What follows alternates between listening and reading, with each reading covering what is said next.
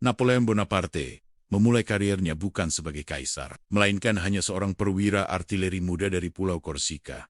Latar belakangnya sederhana, tetapi ambisinya besar. Kesempatannya datang ketika revolusi Prancis pecah. Kekacauan politik membuat banyak jabatan kosong, dan Napoleon yang cerdas serta berani segera menonjol. Ia menunjukkan bakat luar biasa dalam strategi militer, terutama dalam pengepungan Toulon pada tahun 1793, di mana ia berhasil merebut pelabuhan penting dari tangan Inggris.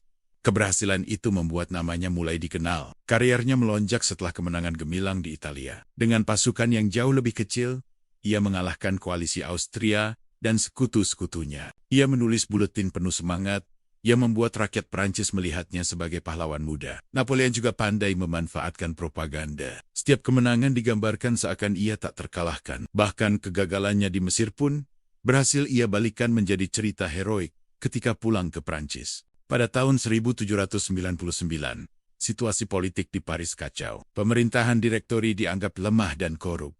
Napoleon melihat peluang. Dengan dukungan politikus dan militer, ia melakukan kudeta 18 Brumaire. Pemerintahan baru terbentuk, dan ia menjadi konsul pertama, posisi tertinggi di negara itu. Hanya dalam beberapa tahun, ia memperkuat kekuasaan dengan reformasi hukum, ekonomi, dan militer. Rakyat Prancis lelah dengan ketidakpastian, dan mereka melihat pada Napoleon sosok yang bisa memberi stabilitas sekaligus kejayaan. Pada tahun 1804, puncaknya tiba. Di Katedral Notre Dame, Napoleon sendiri yang meletakkan mahkota di kepalanya. Ia ingin menunjukkan bahwa kekuasaannya bukan pemberian paus, melainkan hasil ambisinya sendiri. Dari seorang perwira muda biasa, ia telah naik menjadi kaisar yang menguasai hampir seluruh Eropa. Perjalanan ini bukan hanya kisah tentang perang, tetapi juga tentang ambisi, keberanian, dan kemampuan membaca peluang di tengah kekacauan zaman.